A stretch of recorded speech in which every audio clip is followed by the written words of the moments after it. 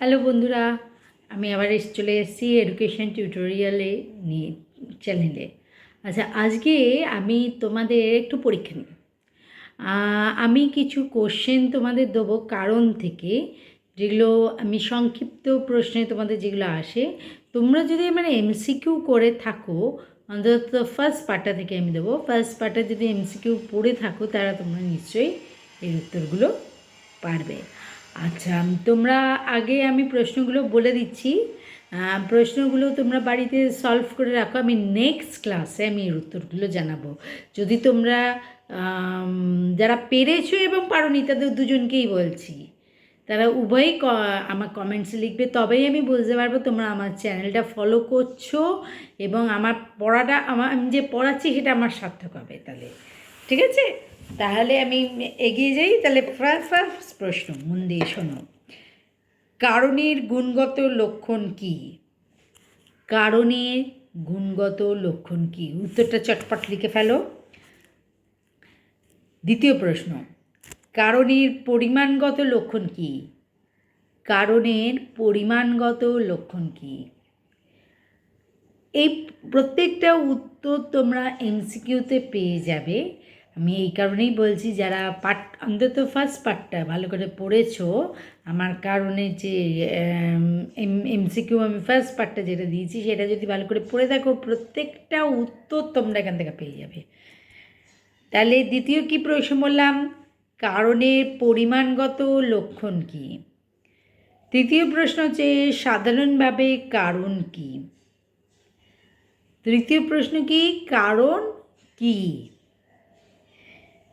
চতুর্থ প্রশ্ন, কার্য কাকে বলে? চতুর্থ প্রশ্ন কি? কার্য কাকে বলে? 6 নম্বর,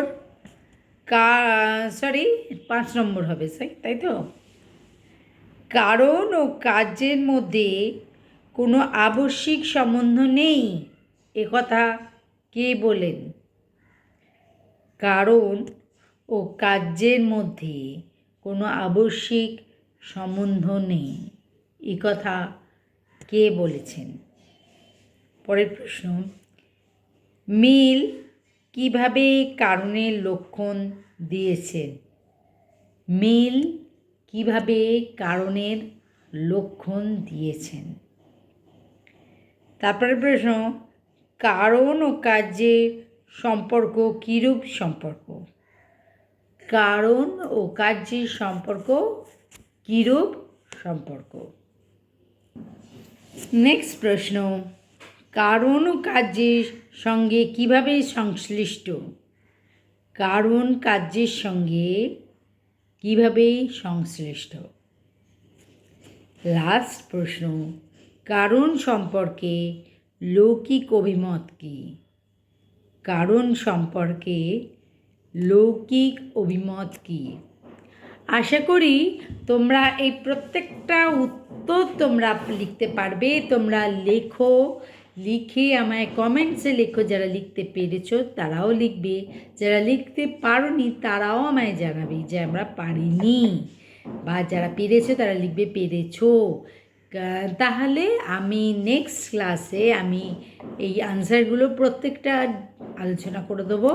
এই আনসারগুলো তোমরা মিলিয়ে নিতে পারবে, যারা লেখনি তারাও লিখে নিতে পারবে।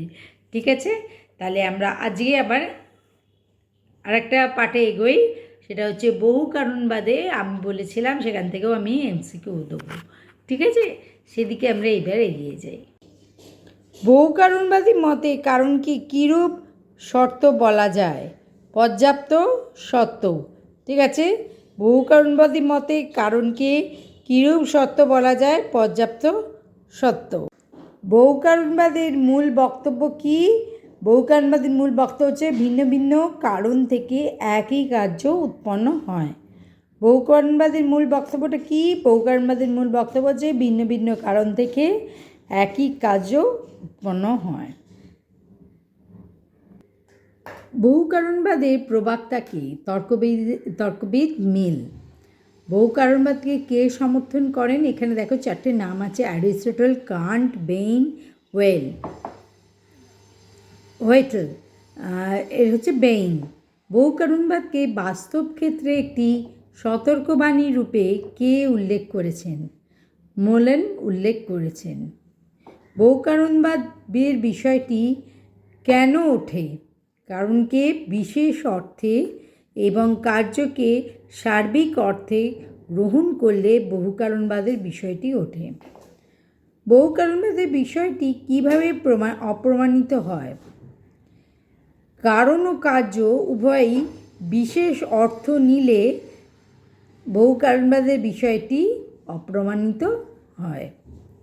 একই কার্যের বহু কারণ আছে। এই বিষয়টি কারণের কোন সত্ত্বে দ্বারা প্রতিপন্ন? পর্যাপ্ত সত্য দ্বারা প্রতিপন্ন। বহুকারণবাদের সমর্থককে এখানে দেখো 4টে নাম আছে: হিউম, কান্ট, জোসেফ, মিল। এখানে মিল। মৃত্যু নামক কার্যটি বহুকারণবাদের দ্বারা ঘটতে পারে একথা কে বলে?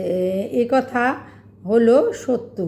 মৃত্যু নামক কার্যটি বহুকারণের দ্বারা ঘটতে পারে একথা হলো সত্য। বহুকারণবাদ হলো কারণের সংজ্ঞার একটি বিরুদ্ধ মতবাদ, একথা হলো সত্য। তাহলে বহুকারণবাদ হলো কারণের সংজ্ঞার একটি বিরুদ্ধ মতবাদ, একথা কি সত্য। মিল ও বেইন উভয়ই হলেন বহুকারণবাদী।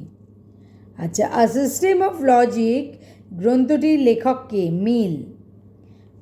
এককারণবাদের সমর্থকের যুক্তিবিজ্ঞানী হলেন M.C.Q।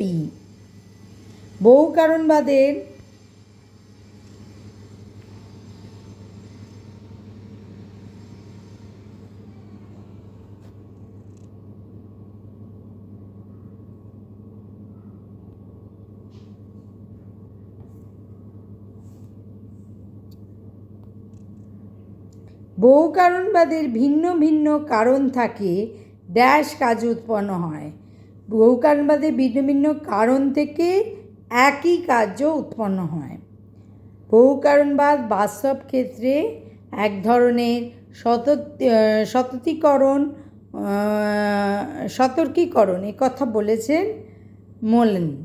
বহুকারণবাদ বাস্তব ক্ষেত্রে এক ধরনের সতর্কীকরণ, একথা কে বলেছেন? একথা মোলেন বলেছে। ঠিক আছে, আজকে MCQগুলো দিলাম, ওগুলো পড়ো।